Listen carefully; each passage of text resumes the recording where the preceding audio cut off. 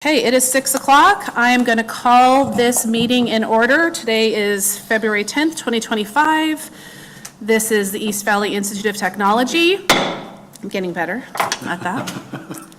Okay, so this is our call to order, and I have asked Tammy Norris to please lead us in the pledge.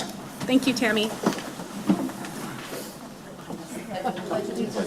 the flag of the United States of America and to the republic for which it stands, one nation, under God, indivisible, with liberty and justice for all. Thank you. I would like to start off, I think we need to welcome our two new board members. So Mr. Jason Hunt and Mr. Jared Hancock. So we're really glad you're here. We've had empty seats for, what did you say it was, Dr. Metcalf? Like 10 months for one of them? 7 months? So we're really happy to be here. So it's a great night already, right? Very much so, thank you.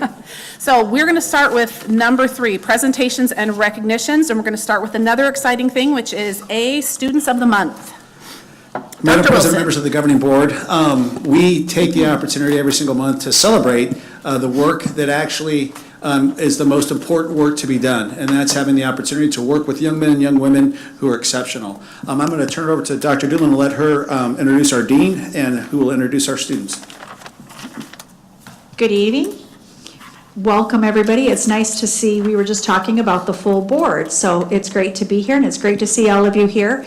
And I want to take a moment, and I know you guys have always heard me introduce, and I always take a minute to introduce our deans. So it is my privilege tonight to, I think this is the last one. Eric, are you the last? I think you are the last one I have to introduce. Yeah, so this is Eric Middleton. He is dean over, I'm going to call it Industrial Trades 2.0, because John has 1.0, so he's 2.0. They kind of split the industrial trades. He's over aviation and auto.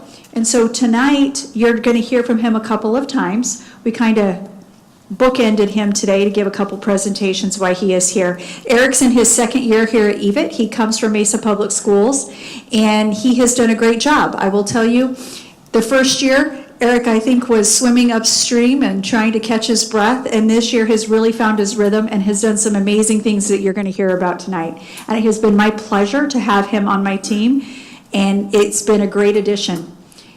He's also a wrestler, so I like that, as you all know.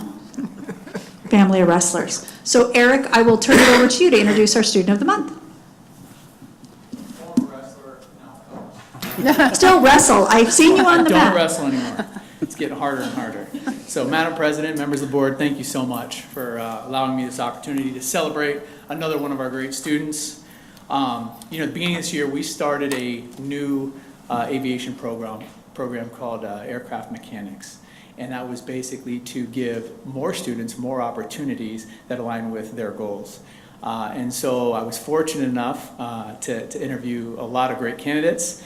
And Mr. Algram, Ty Algram, he came in with, just like everybody else, a lot of experience, a lot of good experience, but the thing that really set him apart was his attitude and his growth mindset and becoming a teacher.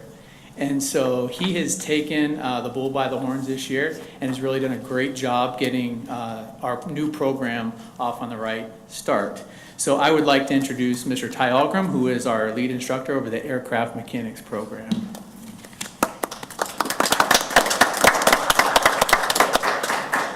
Hi, how you guys doing today? I would like to take this moment to thank Madam President and the board for this opportunity to come speak about my wonderful student of the month. So, as Mr. Middleton has described, I am the aviation mechanics instructor. I'm the year 2 instructor. This would be my first year ever teaching, and like you said, I was really nervous up front. So, but now to have this opportunity to lead the new generation into aviation mechanics is an amazing feeling, and I actually get to demonstrate that for you guys today. So today, I would like to thank Mr. Derek Hansen. He has been a wonderful student of mine, and the reason he got this nomination is because no matter what obstacle this student has seen in his career, he's overcome it and pressed forward every single time. So the fact that this student comes into my class every single day with a smile on cheek to cheek and always ready and eager to listen and learn in my class has just been absolutely amazing. And I would like to thank the Hanson family for what you guys have brought me and where he's going. So if I could have a whole class of Mr. Derek Hanson, I would love so. But so right now I'm in the second semester with my students, and right now a big thing for us is internships and apprenticeships in our program. And so right now, my biggest goal right now is getting Mr. Derek Hanson into one of these internships, because I know he will succeed and he will do aviation and EVIT proud.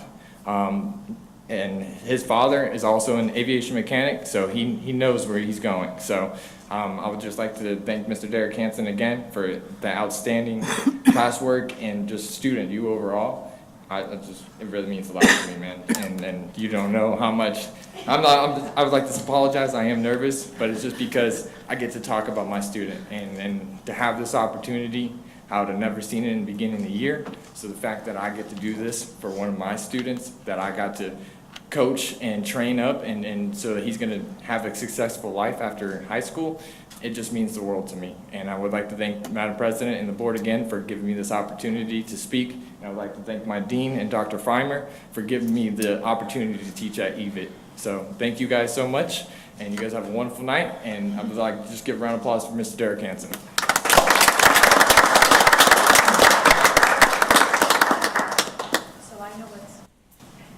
There we go. Coming. I'm used to you guys. I'm going to give you the microphone because they're going to quiz you now. So Derek, tell us a little bit about yourself, your home high school, what got you interested in EVIT, the whole. Well, theoretically, I already graduated last year, but I did go to Higley. What was the rest of the question? So what got you interested in EVIT? How did you find out about EVIT? Like they do the outlets or like the recruiting sort of things, and I was interested in aviation, so I was like, I might as well give it a shot. Good for you. Good for you. Madam President, members of the board, any questions or? I just have let me do this. I just have a statement to let you know that mechanics are more important than pilots. It is. Okay?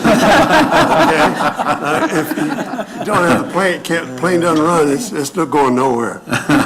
Much more important. Do you have family, friends? Would you mind introducing mom, dad, your family?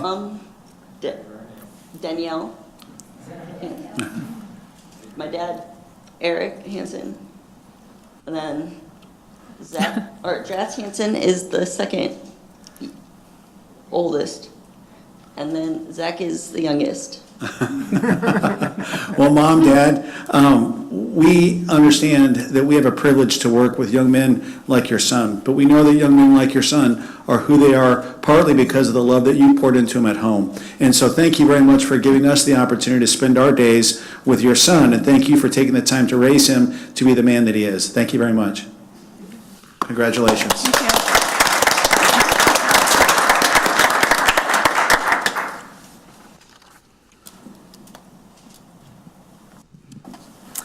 Okay. Next, we have alumni spotlight of Ava Fast. Madam President, members of the governing board, we talk all the time about EVIT changing lives, and sometimes I think that we say it so much that we lose sight of really what that means. But we also have the opportunity routinely to get individuals that circle back to us and talk about their experience at EVIT and where that kind of journey has taken them. And so I'd like to have Dean Schwartz come up and introduce an individual that's a former EVIT student, but that reached back to Ms. Schwartz to talk about her journey and where she's landed and how EVIT played a role in her pathway. Ms. Schwartz? Thank you, Dr. Wilson. Good evening, Madam President, members of the board. Thank you for allowing me to come to our governing board meeting and speak about one of our alumni who I feel has just done wonderful things since leaving EVIT. So I had reached out to one of our students, several students, to find out what they were doing, life after EVIT, how have things been going, and Ms. Fast actually reached back out to me, let me know about her amazing story and things that she's been doing since leaving EVIT. So Ms. Fast was in our medical assistant program here at the main campus with Mr. Winstead. She had Miss Tammy Powers as her first year instructor and Mr. Winstead as her second year instructor. She did accomplish her certified clinical medical assistant certification, and after leaving EVIT, she now works at Banner. Working at Banner, she actually works with the doctor for the Major League Baseball team. She does practices on umpires. So when she's in practice assisting the doctor, she's working on umpires for the Major League. She is working with Suns players and coaches, and she is also working on other high school athletes that are coming into the facility. So she is doing amazing things in such a short period of time. Really proud of her and what she's doing. In addition to that, she's also going to school. She is currently going to school for healthcare administration. She hopes to accomplish that very shortly. In about a year and a half, she'll be accomplishing her bachelor's degree as well. So she has taken on a lot of things in such a short period of time. I really wanted to come and put a spotlight on her because she envisions she doesn't envision. She is what we envision our students to be, right? So our mission is to love our students and serve our community, and through the support that we've given her, and she is now out in the community doing what she has been trained to do in the healthcare field and just doing wonderful, great things. It's just one of those emails that when we receive those, it really reminds us of why we're here and why we do what we do. Unfortunately, Ava did have to cancel last minute, so she wasn't able to be with us this evening, but I truly appreciate the ability to come and talk about her wonderful accomplishments, because I know that it made my day, and I hope that it makes your day as well. Thank So, you. Ms. Schwartz, can I ask you a question? I'm sorry to put you on the spot, but when I remember the email, when we read it, there was a part in there, and I can't remember exactly, but she spoke about how, she is doing exceptional things. Yes. But she gave credit to those exceptional things, how, in what way? So she had given credit to her instructors. She said that if her instructors hadn't pushed her when she felt like giving up, or pushed her to be a little bit more because they knew that she could do it, she wouldn't be where she is currently. So she really gave some kudos to her two instructors, Mr. Winstead and Miss Powers. And I think what's so amazing about that story is that we talk about this. A lot of times students come to us and they really don't know that what year 13 plan is going to be. They're not really sure what they want to do the next step, and then they find the passion, they find the purpose. They have instructors that kind of pour their lives into them, and all of a sudden now in a quick period of time, this young lady's actually chasing a dream that she didn't think possible before she came here. And that's just a tribute to the organization, to the folks that work with our teachers. And so, Jen, thank you very much for taking the time to share her story. Thank you for letting me share her story. Thank you so much, Mrs. Schwartz. Those are the happy stories that I love having those. That's the best part. So thank you so much. So now we'll move on to item 3C, which is the Hope Tech Strategic Plan. Dr. Wilson. Yeah, Madam President, members of the governing board, as you recall, a number of months ago, we were fortunate to get a $10 million allocation to build Hope Tech, which is the residential facility in which aging out foster youth come and live with us. And they either complete their high school diploma, earn a GED, but they participate in our programming. And we have, over the course of time, kind of been working towards and to not only the short-term, but long-term planning on what we expect out of Hope Tech. And so tonight, Dr. Doolin is going to kind of walk you through the strategic plan that got us to where we are today, and then kind of talk a little bit about some of the lessons learned and where we hope to go as we move forward. Dr. Doolin? Thank you, Dr. Wilson. I'm back again. This is a very exciting story, as you know, and many of you have heard about Hope Tech and where we are and what's been happening along the way. But we wanted to take this opportunity to kind of go over the strategic plan, how this kind of all started, and kind of give you just a quick glimpse. You all received the copy of the strategic plan in your binders in your backup. But I'm just going to hit some of the highlights and then really want to focus on where we are right now and then where we are going to go forward with our strategic plan on what's next, as well as those lessons learned that changed what we originally thought in the strategic plan. So I'm going to get started. So the very first thing was we had a vision. We did the research and we realized that the most disadvantaged subgroup in the state of Arizona was foster youth. So We had a vision, and you guys embraced it, about us trying to track down the opportunity and the ability to open Hope Tech.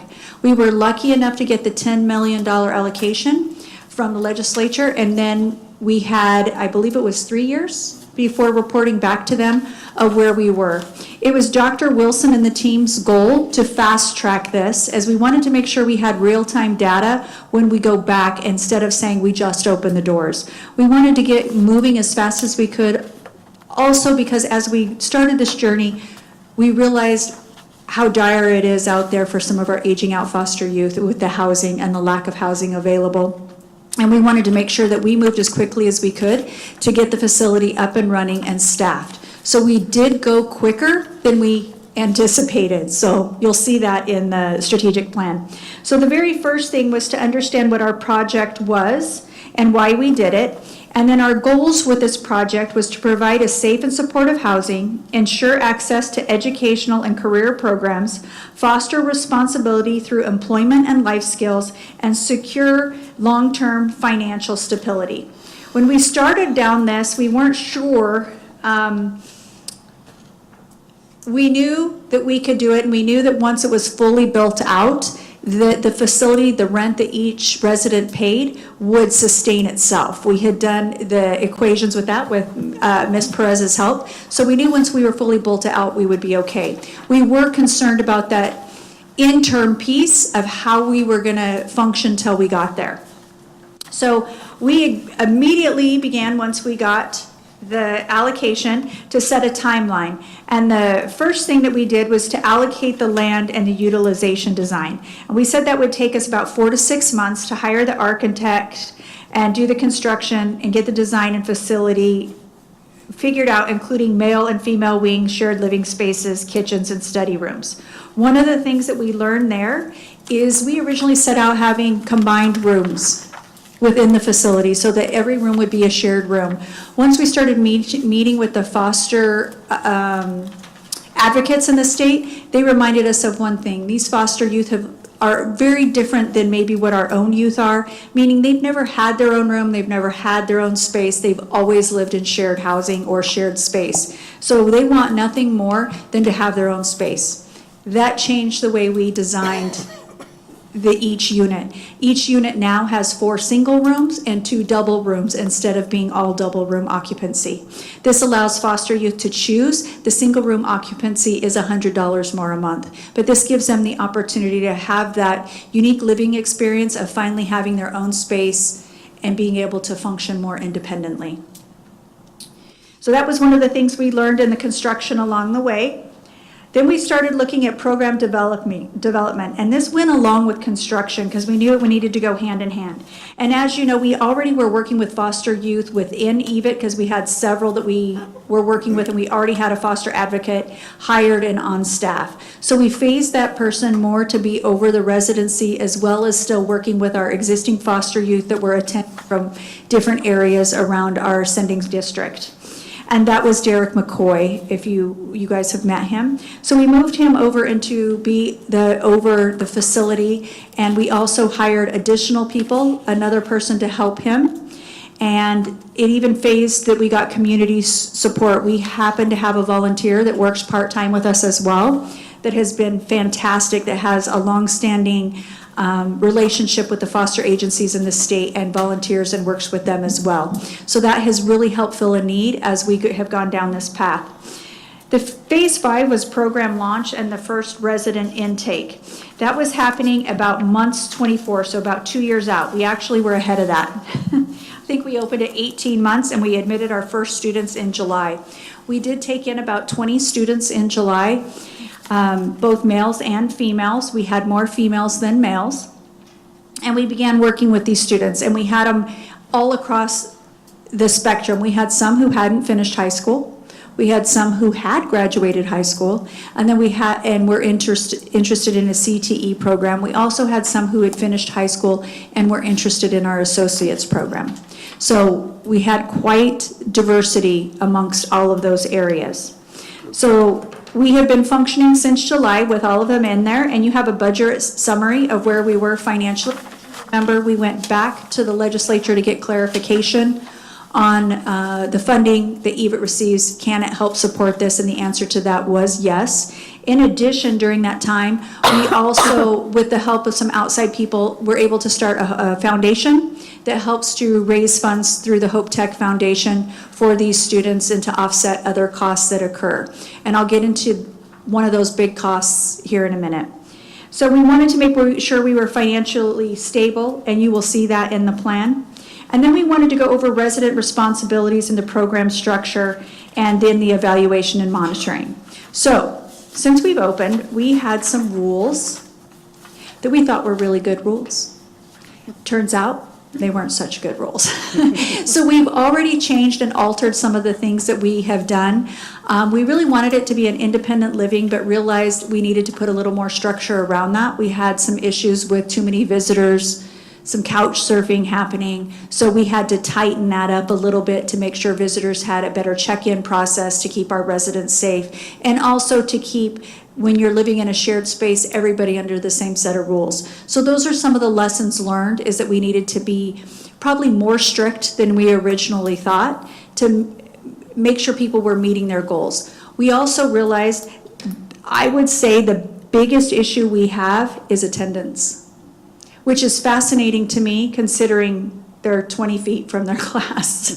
But attendance tends to be the biggest issue. So we've leaned in there, and one of the new people that has come on board, Sonia Vaz, has really leaned into making sure that each student is tracked and is tracking their attendance on a weekly basis, and we're trying to catch them earlier before they reach a point where their attendance has already put them in a position that they can no longer succeed. So that seems to be going much better since that has happened. The other thing that we have done, which was different than we originally set out to, we wanted to serve the foster youth. That was our original goal. But we got an outpouring from the community about, what about the McKinney-Vento students? For those of you who don't know what a McKinney-Vento student is, it would be a student who's classified as homeless.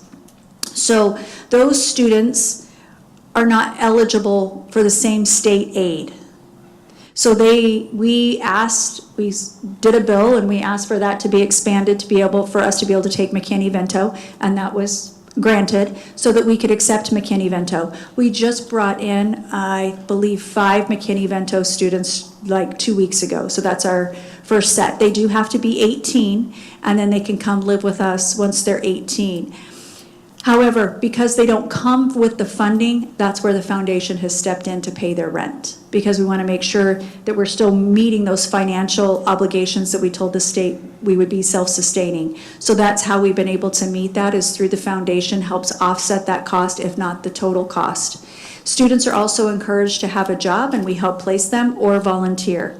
Many of them don't feel like they need to work. They have enough funds to sustain themselves, so that they volunteer here on campus in different areas where we need assistance. So we've developed, that's another change that we've developed through the program.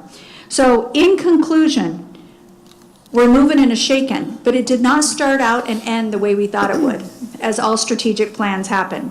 So we are now looking at how we can continue to monitor the resident progress and track their key metrics, including attendance, industry certifications, CTE completion, job placement, financial independence, and personal development. They all get financial literacy classes. That's kind of a standard, and it happens ongoing, as many of them also receive financial aid, and we want to make sure they're making good choices. Program effectiveness, we're really looking at the evaluations and of the educational programs and adjusting those as needed to ensure their maximum impact and success with these students.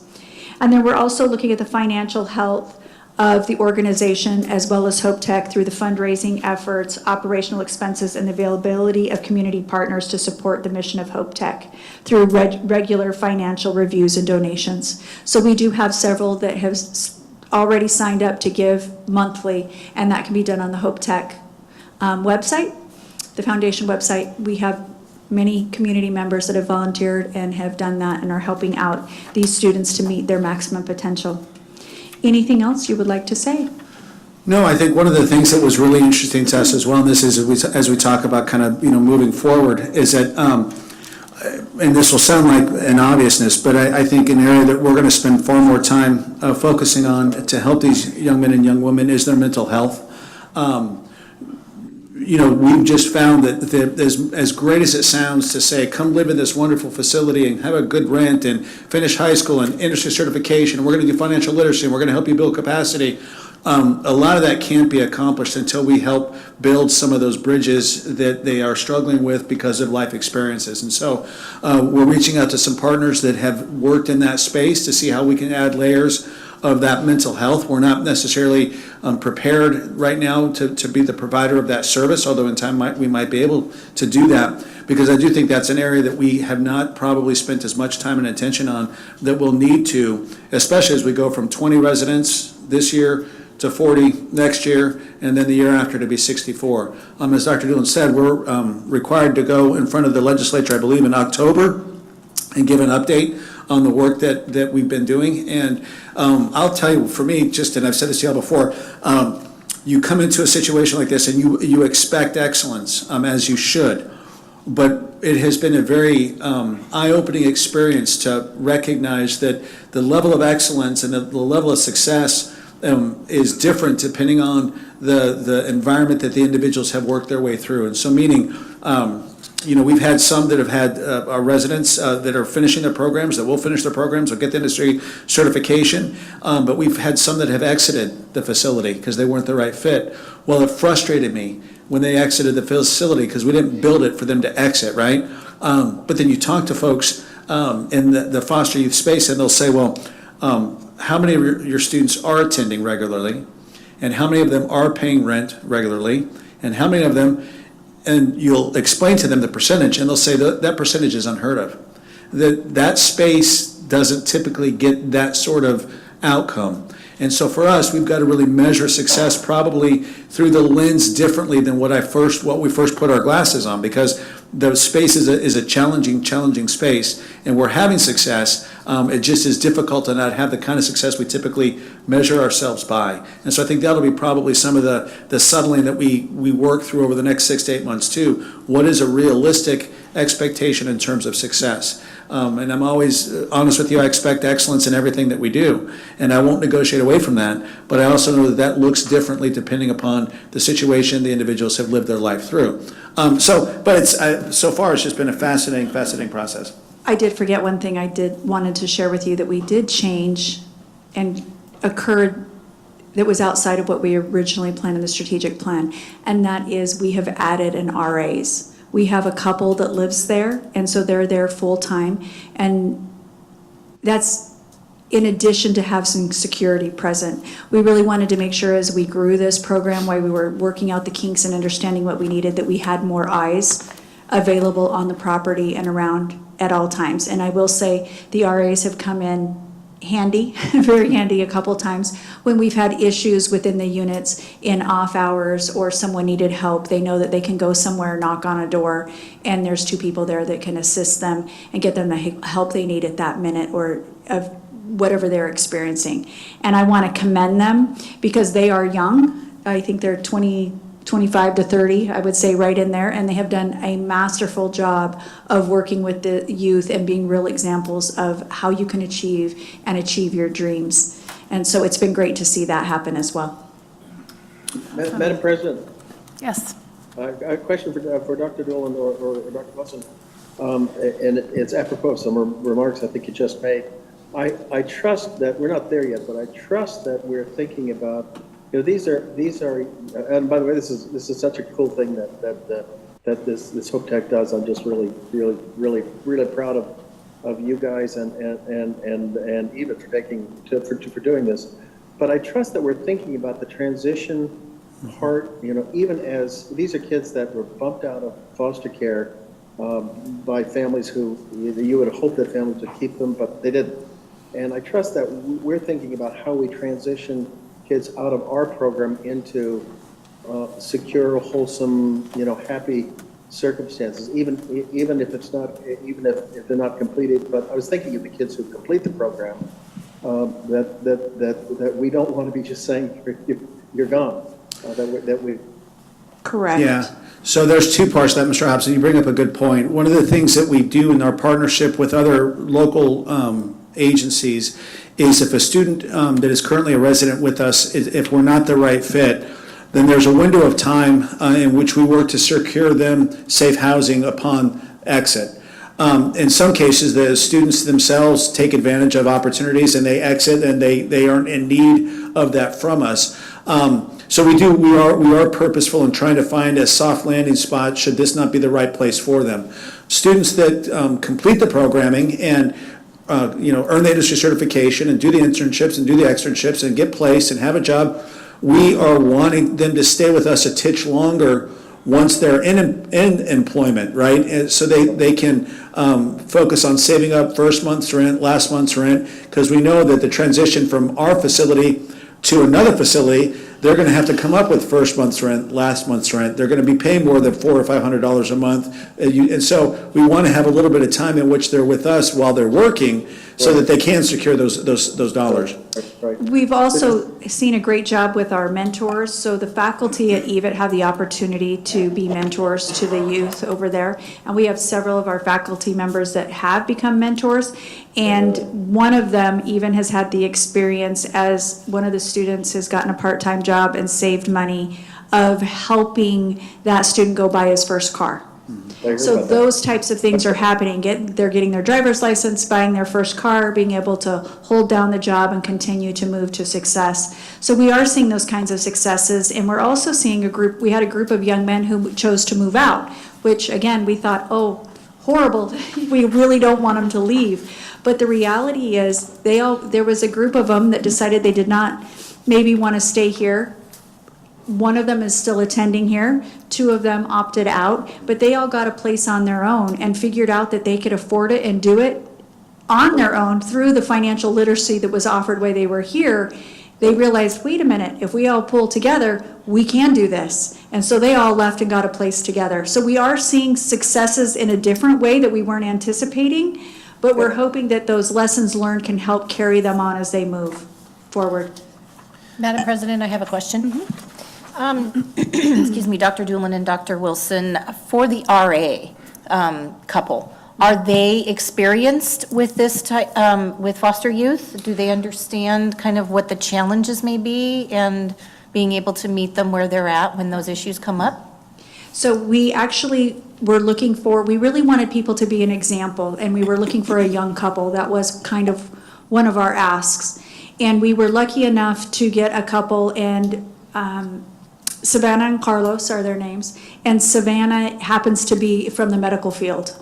So that was a beautiful, beautiful pairing for us because she had an understanding of mental health issues, the things that surround this at-risk group. And then Carlos happened to work with disadvantaged youth in more of a volunteer and some work experience. But what's fascinating about Carlos and Savannah, Carlos happens to also be an MMA fighter. So it was kind of one of those things where, and he is currently is taking his EMT with us and is trying to get on with the fire department. So they are like almost doing it with them.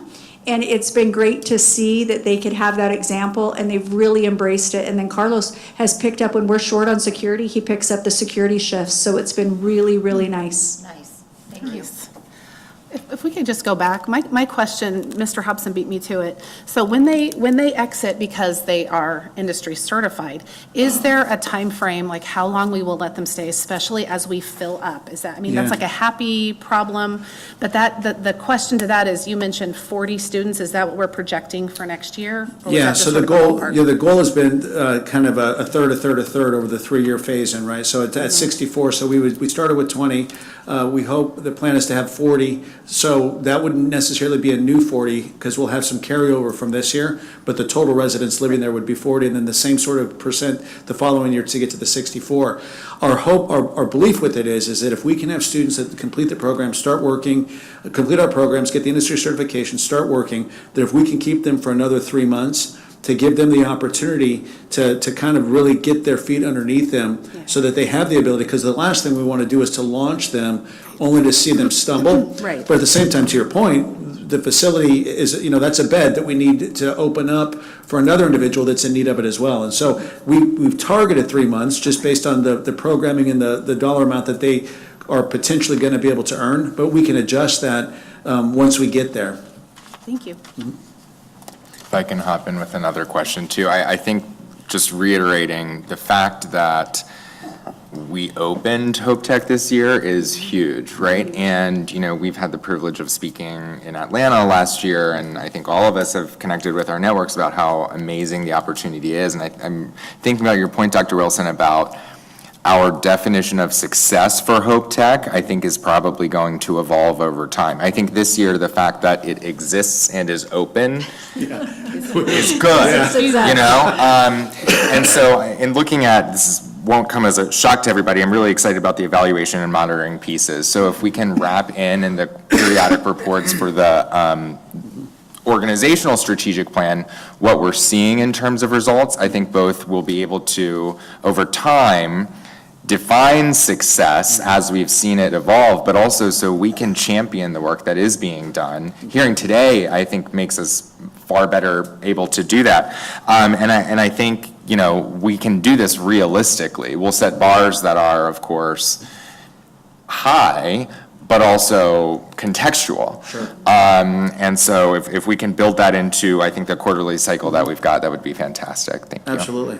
Absolutely. Yeah, I think you're absolutely right. I think, you know, this year, you know, we laugh sometimes because we purposely did the 20 because we wanted to learn what we didn't know, and we found out we didn't know a lot. And so the idea of us kind of getting our feet underneath us this year is a success in and of itself. But, you know, ways to measure it too, not just in terms of the outcomes, but, you know, we have individuals that are from Tucson that have moved up here, from Payson that have moved down here, from the West Valley that are, so just the idea too of being able to be, I mean, we've always talked about EVIT as serving our communities, and our community sometimes is our CTEB, but sometimes our community is Southern Arizona, sometimes it's Northern Arizona, and we have the ability to lean in and do that. And so I think there's lots of those different markers we can pull from that would point towards success, but also be areas that we need to be mindful of in terms of not having success. And so we absolutely can do that.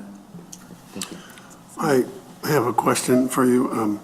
These three gentlemen that exit the program, are we keeping in contact with them so we can follow up what's going on with them and everything, and what there should be As some much kind of as you- exit program? As much as you can with adult students. I hope that's a good answer. So I'm going to say I have a 25-year-old son, and I'm lucky if he responds to a text message. You know, so they do, I will tell you that Mr. McCoy and Ms. Vaz have a good relationship with them and have reached out. Sometimes they hear back, sometimes they don't. So that's kind of the nature of the beast. Sometimes as the young adults leave, they really aren't really good about reaching back because they're living their best life. They're moving on. And so that is a challenge that we have, but that's a challenge we have across the board after students graduate or they leave us, is getting them to turn back around and answer those emails like Jen received today. We don't always get those back as timely and as much as we would like. But yes, they have established relationships with those students. And I think one of the challenges that we're wrestling with too is that, you know, these are young men and young women who in many ways are far more mature than their age would define them, simply because they've had to be and to navigate some of the life that they've had to navigate. Yet at the same time, they're in many ways less mature than because they haven't had that support system put around. And so trying to find that balance of being able to stay connected to them and them wanting to stay connected to us when they're not children, when they're 18, 19, 20 years old. And so us building those systems, and I think is going to be part of those metrics that we need to utilize. And I also think too, this isn't this facility is not going to be the right facility for every single foster youth. And I think part of what we've done and you're like this, Mr. Boyle, is that, you know, the interviews that we are using to place the students are rubriced. And so to go back and begin looking at, you know, how predictive was the rubric, and B, were there certain scores on a rubric that created a high frequency of success here, so that we can begin understanding what is the typical foster youth student that we do match with and for. That's going to be a bit of a challenge for us as well. Any other questions, comments? No, I just want to thank you guys again. You know, we do the easy task of saying yes. You guys did the heavy lifting, and you weren't reinventing the wheel. You created something out of nothing, which is really so impressive. And so thank you. Thank you. This has been really fun. Okay, next. Item D, Program of Excellence, Automotive Technologies. We did that, I'm sorry. No, Did we no. do that? No, no, Every we night got- I forget we do Yeah, something I and then know. we didn't. It sounded, I wanna we should give you we your should have wrapped time. it. Yeah, we should have wrapped it. No, Madam President, members of the governing board, one of the things that you all have asked, which we're grateful and glad to do, is to bring to you programs of excellence. Remember, we had Woody here from welding and talked about the orbital weld, and, I mean, it was a great, we have the privilege of seeing that all the time, and you guys don't. So one of the things that we've tasked ourselves with is making sure that we bring back to you periodically programs of excellence, so you can get a sense of the good work that's happening in the organization that you're overseeing. And I don't know, do you want to introduce? So normally when we're doing the programs of excellence, I know that you have heard from Mr. Dama a couple times, Tyler Dama, are in electrical. He's been here and talked several times, as well as some other programs. But tonight I asked Mr. Middleton to present on the auto, and that's because with Dr. Frimmer, I'm going to say really with Eric's vision, he came in and he had a vision for this auto program, and he worked with Dr. Frimmer and myself to execute his vision. And I think the results that he has been able to achieve with the team down in auto, those instructors, I'm sure when you move people's cheese, it's not easy. And so there have been some challenges, but they have truly embraced it, and the outcomes are astonishing. So I really want him to take a minute and go over what the changes were, why we made them, where we were, and where we are now, and where you want to go, because I don't know what's next for you. One step at a time. So moving your cheese, that's a perfect intro. So I have a couple of data points that I want to share, but change is hard. And so last year when I first came in, and I did a lot of just learning, observing, gaining trust, and that alone was hard. And I looked at the whole situation, and one of the challenges that we have is we hire professionals in the industry, but teaching in itself is a skill set that many people don't have. And so I had a challenge with making good teachers great teachers, right? And having them become content experts in their field. They were in certain areas, but I wanted to specialize. I looked at, I can't tell you what the data was before I showed up. I was too focused on what we were doing now. And so I looked at the whole situation and I said, how can I alleviate some of the stresses on teachers while also making them better teachers faster, or helping them become better teachers on a faster pace. And then also when you have students and you have to plan for a whole year, that's a lot of stress. Yeah. So like, how can we organize this? So I looked at our certifications, and we offer 8 ASC certifications, technically 9, but I think 8 that are board approved. And out of those 8 certifications, what we figured out is we look at the scope and sequence and say, when can we teach these and what makes sense? So what we came up with was a rotation, if you will. So if our year 1 teachers, they specialize in one area: brakes, steering and suspension, electrical, and engines, right? They teach for 1 quarter that specialty. And then in each quarter, at the end of that quarter, the students test for their ASE student certification, and then they shift to another module, another teacher. So that teacher who started off teaching brakes gets a new set of students at the second quarter and teaches the same content again. And at that second quarter can realize, hey, this went really well last time, or this didn't go so well, and now I can change it up. So by the end of the year, they will have taught the same things 4 times. And when you're a new teacher, it's all about survival at first. And if they can get the rotations down and they start feeling more comfortable with their content, they become more effective teachers. So we're not even a whole way through the year yet, and I've already seen the benefits of what we're doing. So just to share a couple things that are going on right now. So out of all our year 2 students, so these students went through last year, came through this year, 73% of them have earned all 8 of their ASC certifications. Wow. To this point. The one that I was really surprised with and happy with is 93% of those year 2 students have earned at least 7 of the 8. So they're so close. They're so close with time to go. So really proud of those statistics.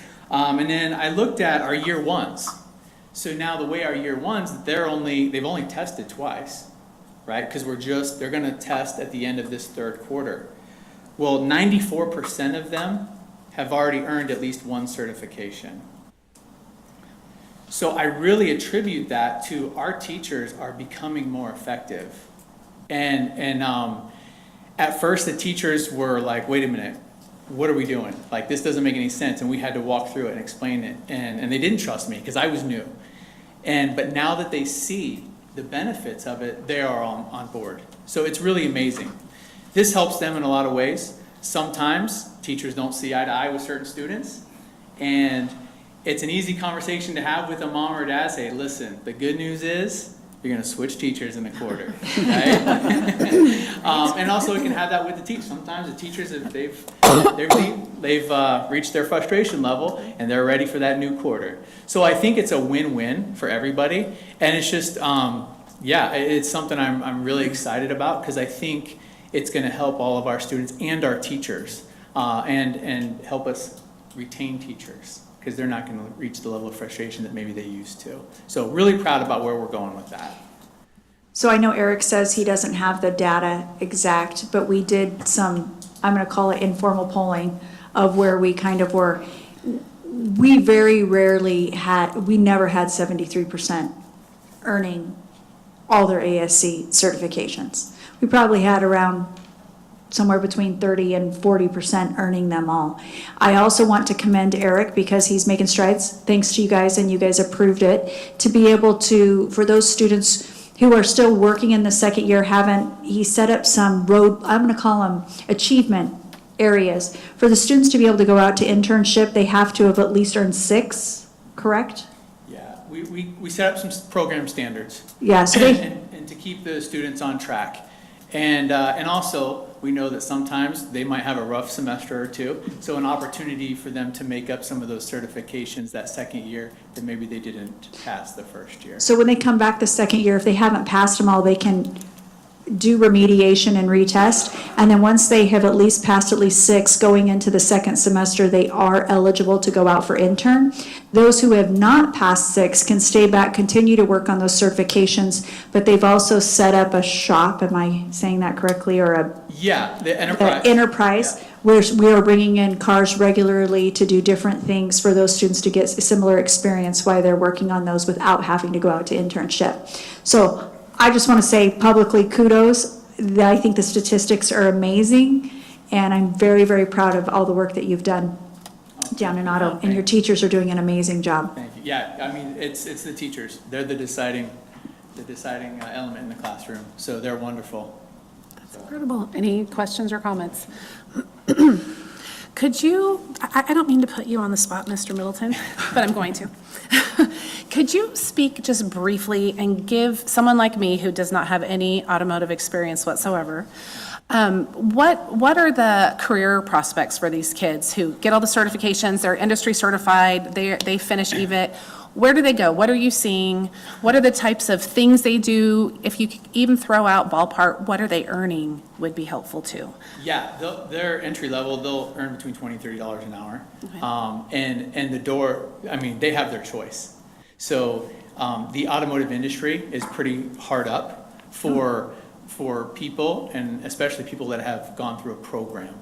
So when our students, and the feedback we get from my internship teachers that go out and they meet with the shop supervisors, is that they love our students because our students come with a solid base knowledge, and they don't have to worry about even the safety and the small things that they do have to worry about if they hire someone just kind of off the street. Okay. So, and they're more willing to invest in our students because they've proven that they're really interested and they want to continue within the industry. So it's exciting. I mean, anybody who puts in the work and the effort, they're going to have a job before they leave here.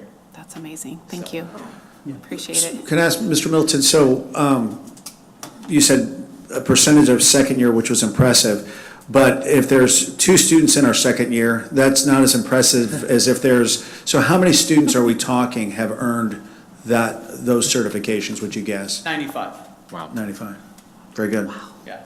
My challenge, and this is a challenge, is I've lost 10 students this semester that have earned all of their certifications. And the reason why, I know, it seems like, why would you leave? Well, here's the thing. They've already been hired. And they're seniors, and they like having a reduced schedule, and they want to work more. And so that's one of the challenges that I have, is how can I make their environment, or their last half of their senior year worthwhile? That's and rough. honestly, I don't have an answer yet. That's rough. That's fair. Pizza. Appreciate that. 95, that's a good number, thank you. Yeah. Are you expecting your enrollment also in your program to grow every year? Oh gosh, I hope not. I'm busting at the Are seams. ya? No, Okay. it's a good problem to have, but we are so full. And I talk to the teachers. I'm like, look, we're gonna accept just about everybody we can, and we know that a lot of students will realize, hey, this isn't just hanging out playing with cars, and so they'll realize they don't really want to do what's required. We just hope they do that within the first couple weeks so they can still get into a program that they would like. But yeah, one of our goals is not just to help them be great in auto, but to figure out if they don't want to do auto, what do they want to do? So sometimes they got to give it a shot before they can figure that out. Things that all the deans are working on and that we've really been tracking this year is retaining students. We're really looking at making sure those students that we have the first year, that we retain them for the second year. So that is our big push, because we always get a new batch of first year, but we want to retain them at higher rates because we have the space to retain. And that's really where we're looking at how can we maximize that opportunity for students and make sure we keep them engaged enough that we retain more. I know preliminary, for now, our retention is higher this year than it was last year, which was one of the focuses that we set as the dean set this year as a priority. So we're really excited to see that. And I want to thank you, Eric, because I think the model that you've worked to develop there is one that is potentially replicatable within the system, right? And so when we start talking about some of these programs that have multiple certifications and space that has to be shared, it's not an easy task to try to figure out how to make that work. But if we have a program that has figured it out, then we can take those lessons and replicate them. So thank you for doing that. Yeah, actually, we're doing that with aviation next Good. year. Smart. And diesel's not far behind. Yeah, that's smart. Thank you. Thank you. You did a twofer tonight, so well done. Thank you. Dr. Wilson, that's one of the questions that I had for you is, are you looking at this as a template for any and all programs that this can be used in the what is it, the quarter or however? So I don't think any and all. I think some of the programs lend themselves Yes. to it more appropriately. But I think, and one of the things that we realize is that, as we continue to grow, it's going to be important for us to create space that's shared space. And so how do you use shared space efficiently and effectively? Well, it's doing what Mr. Middleton did by creating kind of that quarterly models in which the students rotate through the instructors. So I think there will be multiple programs that as we grow and as our remodel is done and as our expansion is done, in which space is going to have to be shared. And in order to do that, they are going to have to structure themselves away this way. Which is this. Thank you. Great. Okay, we're on item 3E, Associate Degree Program Curriculum. Dr. Madam President, members of the governing board, one of the things that we're very fortunate to be able to be offering here at EVIT is our associate degrees. As you remember, we started down with the surgical technologies, then we started the RN. We're, trending in the next, I don't know if it's 18 months or 6 months, I don't know what it is, but vet tech. So, there's these programs that we're coming on, they're the associate degree programs. And one of the things that we want to make sure is that you guys understand what we are teaching. We can talk about surgical technologies, we can talk about the RN program, we can talk about, but there's kind of two sides to that, right, to those programs. Part of it is the side that is really driven by industry. So when you talk about the nursing program, there's nursing curricula, there's nursing standards that have to be taught in order for those individuals to be qualified to sit for the NCLEX. Same thing for surgical technology, same thing for vet tech. But an associate degree also carries with it gen eds. And so that gen ed courses, those generic education courses, we're responsible for providing as part of the associates. And so we've come to you with some of that information previously, but I just wanted to kind of give you an update on where we're at and what it is so that you guys are familiar. And then if we're not meeting your need, then we can then, bring more information as we move forward. But to do that, I've asked Dr. Frimmer, who's over our curriculum department, to kind of give you an update on where we're at and how we got to where we're at, and then how we're going to move forward. Thank you. Good evening, Madam President, members of the board.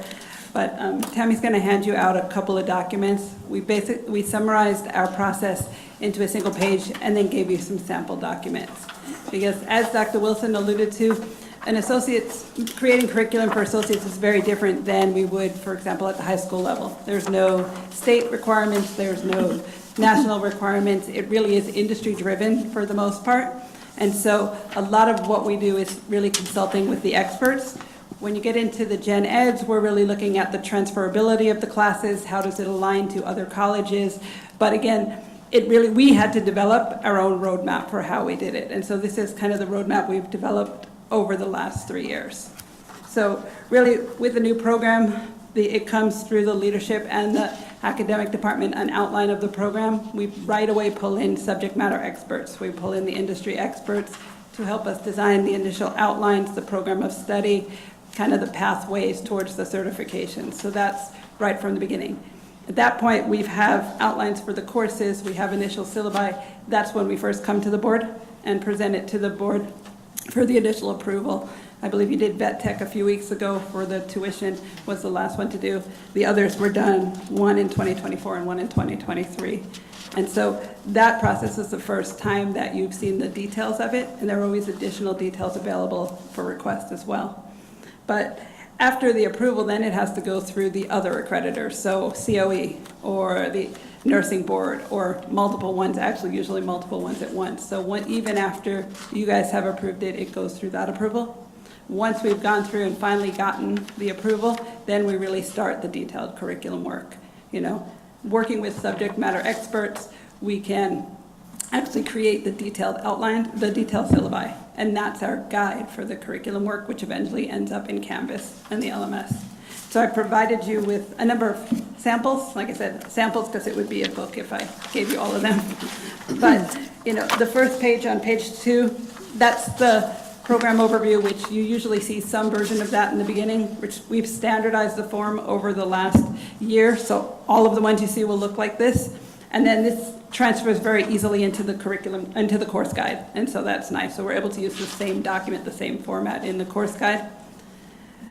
Next one is the program of study. Here's where industry, we rely heavily on kind of the industry and other universities, other colleges of what the requirements are for a degree in that program. Here's where we mix the gen eds and the core subjects as well, and kind of break down whether or not they're doing lab, work-based learning, or classroom didactic. But from there, we have the course descriptions. I just gave you a sampling. They're all in our course catalog. All our gen eds as well as our core classes the course descriptions are in our approved course catalog, both the secondary one.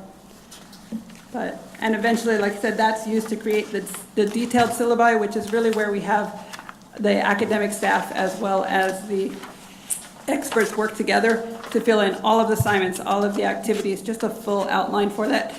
This process seems quick, but it takes at least a year, if not longer, to get to the point where we have those details.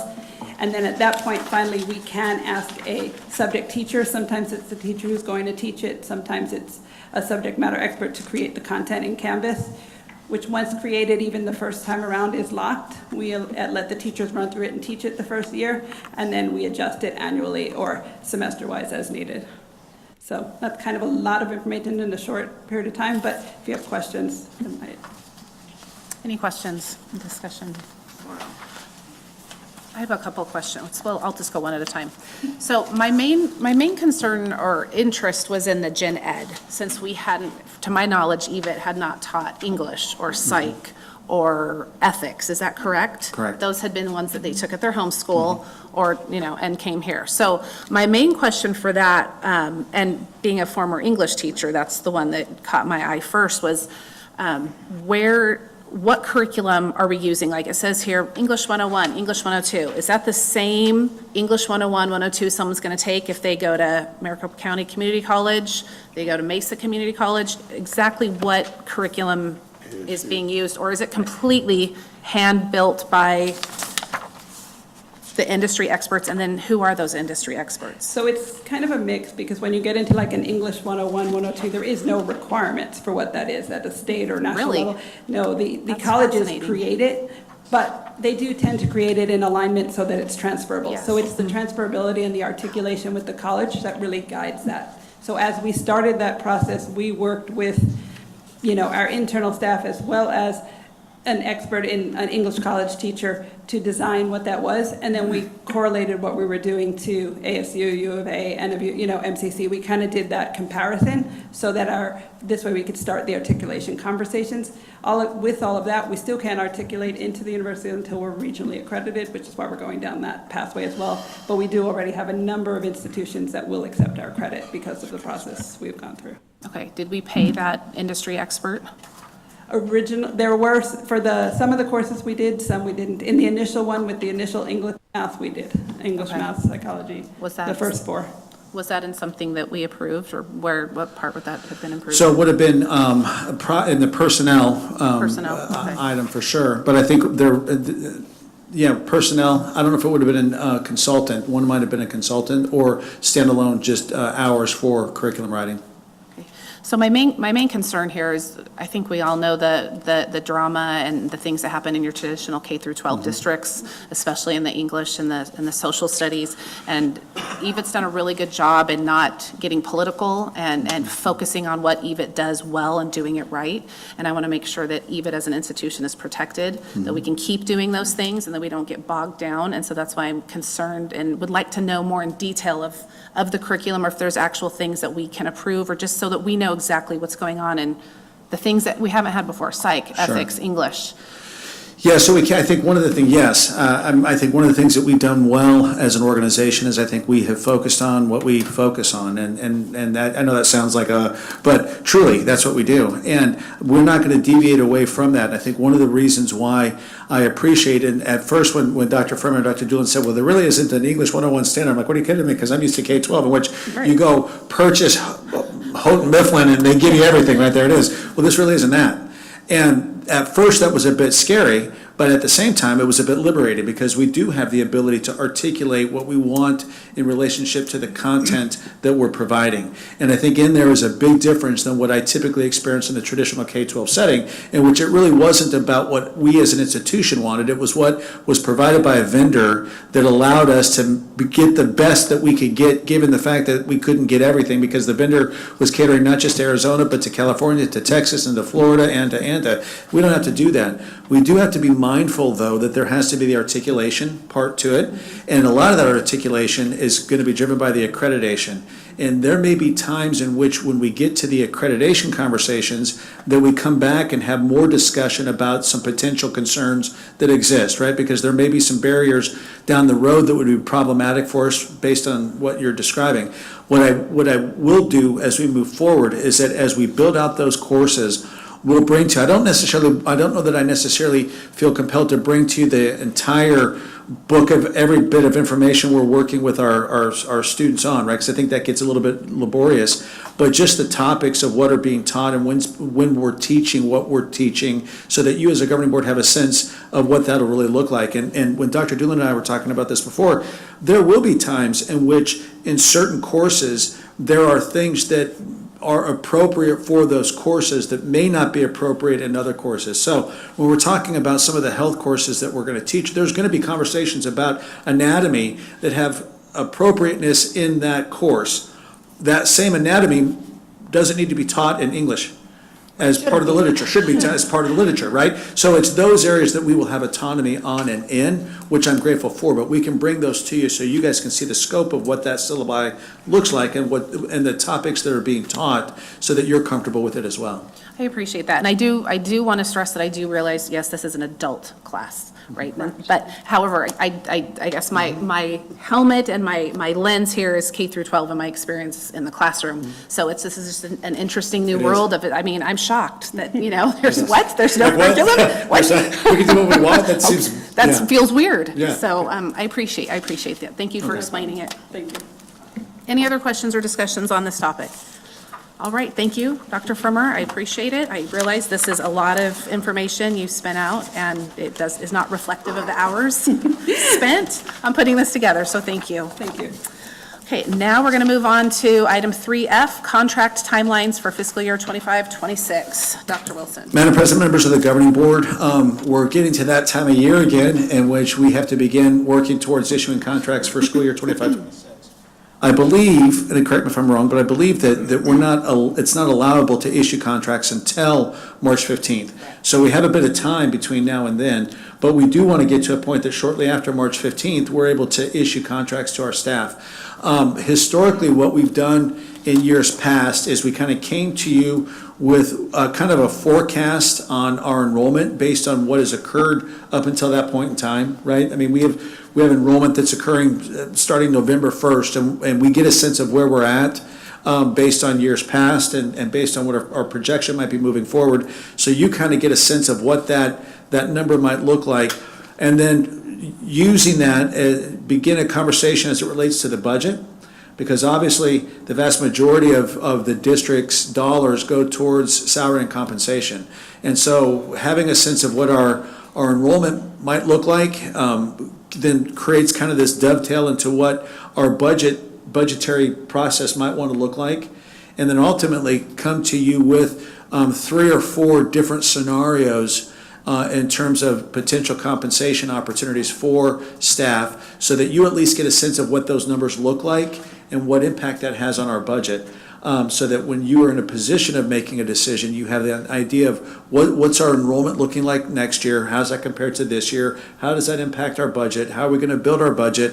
What cost is associated with a 0% increase? What cost is associated with a 25% increase in salary and compensation? But at least you guys have a sense of what that looks like. So when you're having your discussions, there's context to it, not just kind of nebulousness.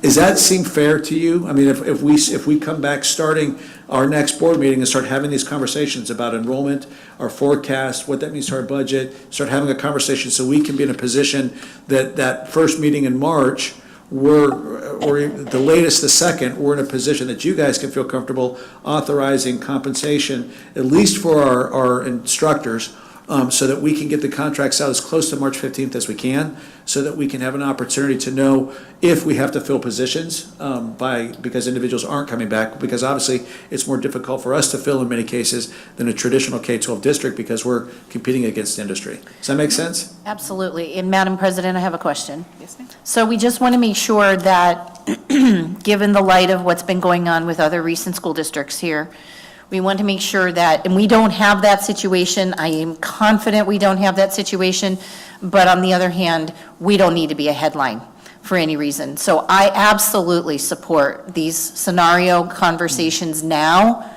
and being able to consider what we're going to be looking at down the road. We don't have a crystal ball, but on the other hand, being proactive and making sure that we are solid with what we're anticipating is absolutely supported. I absolutely support that suggestion. Thank you. Thank you. And I think one of the things, I mean, you guys read the papers too. We're entering into an interesting time, I think, in education in Arizona, especially here in the East Valley. And, we look at some of the enrollment trends of some of our partnering districts and what that may or may not mean to us. And obviously, we're a school of choice, which is a wonderful position to be in.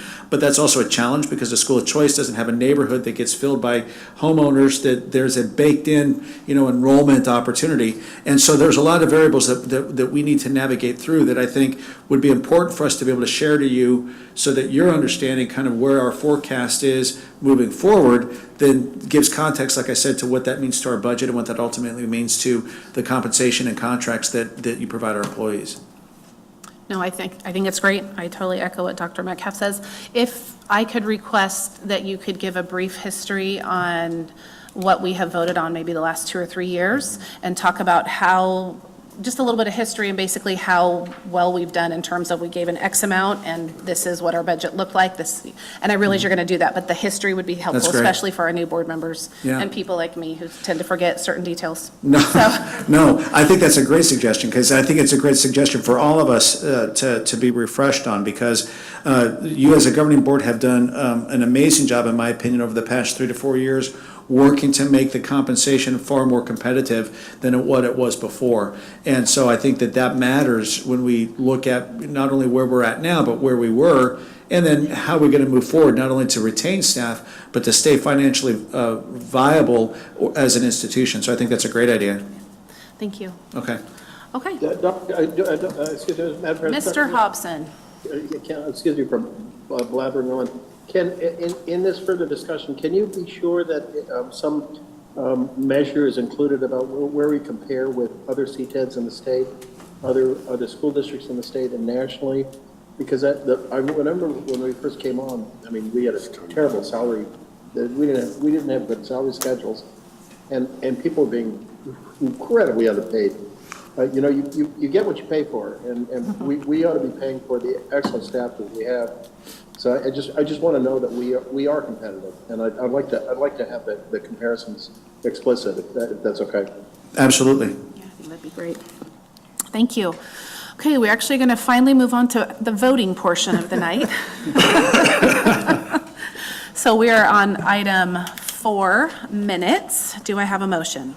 I'd like to make a motion to approve the regular meetings of January 27th, 2025. Is there a second? Second. Okay, any discussion? Does anyone, anything? Okay, I won't be voting as I was not present. okay. Mr. Boyd, please call the vote by acclamation. All those in favor, please say aye. Aye. Any opposed? Motion carries. Okay. Now we have call to the public, item 5. Dr. Wilson, do we have any calls from the public tonight? No, ma'am, we do not. Didn't think so. We used them all up last week. Darn it. That's it for the year. Okay, item 6, consent agenda. Now, this is a fairly long consent agenda. If anyone wants to pull anything out, please make that motion. Otherwise, I would like a motion. I'll move that we approve the consent agenda items A through M. I second. Any discussion? Okay, please call the vote by acclamation. All those in favor, please say aye. Aye. Any opposed? Motion carries. Thank you. Okay, personnel, items 7A and B, I'd like to be combined if possible. I move the approval of personnel items 7A and B. Second. Any discussion? Dr. Wilson, I have one question on this, and it's just on one of the personnel, let's see, it was ABE position, and it said part of the original grant, right? That position is still funded by that grant. I guess my question was, how long was that grant money expected to last? Or when does that end, if that makes sense? Good evening, Madam President, members of the board. That grant is a 5-year grant, and right now we're in the first year of the grant. The request here is the grant comes with a lot of requirements for professional development, so this is for the instructor to attend those professional development hours outside of the contract hours. Thank you, Ms. Rose. Okay, any further discussion? Yeah, I do have a question about Dr. Jeneth Lambert. She's going to be coming back, is that under the ESI, ESI? Smart Schools, yes. Okay. And she will be our second that is in that. So Ms. Salmon came back, and now the second, yes. I know she's put in the years. She used to work with her. Oh, did you? School. Yeah. Yeah? Oh, gosh. I've been out for 20 years, so. Okay, please call the vote by acclamation. All those in favor, please say aye. Aye. Any opposed? Motion carries. Item 8, information and discussion, policy revision. Dr. Wilson? Madam President, members of the Governing Board, I'm going to turn this over to our Director of Legal Services extraordinaire. Thank you, Dr. Wilson. Madam President, members of the board. The first policy change is to funding proposals, grants, and special projects, and we're adding language at the request of our grants specialists, because this just makes it easier to fill out the applications to say that we actually have a policy that says we're going to follow the rules. So that's all that is. The second one is a change to the regulation regarding field trips. This does not need board approval. This is just for information. All we've added is that all chaperones must have an IVP fingerprint clearance card, and that flows from our other policies that says if you're going to have contact with students, you have to have that. And that's that. Can you quickly just go over first read, second read for our new board members, just kind of tell them the protocol, please? Sure. Anytime we introduce a new policy, we have to have a meeting where we read it, and then we come back and so you can think about it for a while, then we come back to the second meeting and you get to approve it. It also gives the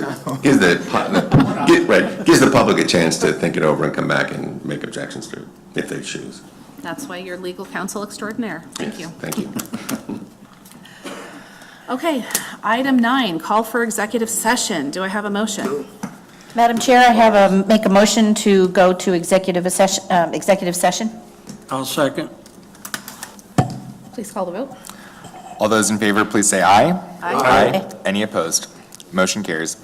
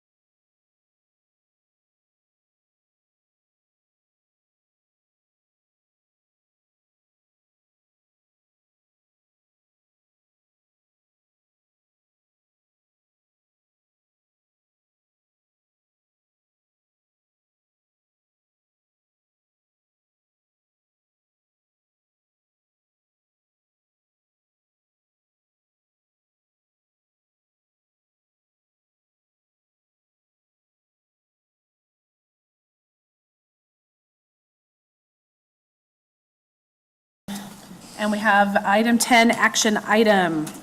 Madam President, Yes. I move that we direct the superintendent and the district's legal counsel. Uh-oh. Oh, right in the middle of the motion. Might have to do it again. Start over.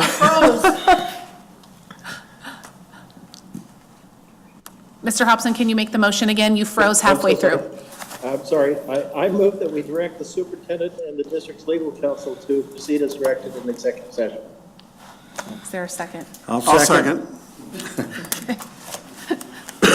Discussion? Okay, please call the vote by acclamation. All those in favor, please say aye. Aye. Any opposed? Motion carries. Thank you.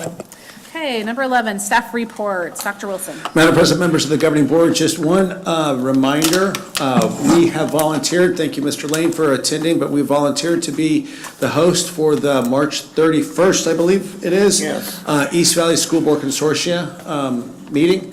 And so we've done that before, and I think it's a really great opportunity for EVIT to be able to pull, we're the entity that connects all of them together. And so I think that was really smart for you to do. So just make sure that you get that We're on working the on getting agenda. them back on track with the fifth Mondays.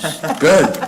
About time. Good for you. So just a reminder, the 31st, if you want to put that on your agenda, it'll be here at the Cosmo, is that, and the caller is at 6? Is that what time? Yes. 6 o'clock? And we'll get more information to you before then, but just so you can get on your calendar. That's this year? Yes, Yeah, Okay. yeah. next month. And then last, I'd like to thank again Mr. Hancock and Mr. Hunt. Stepping into governing board is oftentimes not an easy task, and I think you'll find that EVIT is a wonderful place to be a part of, but we have some unique challenges as well. And so for you to take up the opportunity to take the time is very much appreciated, so thank you. That's all I got. Madam President, are we in closing matters yet? We are on item 12, closing items calendar. A and B. I wonder if we might be able to have a sort of special called celebration. Oh, dear. Okay. Yes, let's have That's right. What are we celebrating? Yeah, you cut off again. Who's doing that? It's our side. Okay, we'll try again. You want a special celebration for? The Philadelphia Eagles. That is not where I thought this was going. Go green. Oh, gosh. Oh, that's awesome. Okay, item 12. A and B. Adjourn. I want to adjourn. I want to get out of here. Hobson, you can be second. All in favor, please say aye. Aye. Okay, there we go. Thank you. Thank you. No, he gave us the staff report. That was it? Yes. That was the quickest It was quick.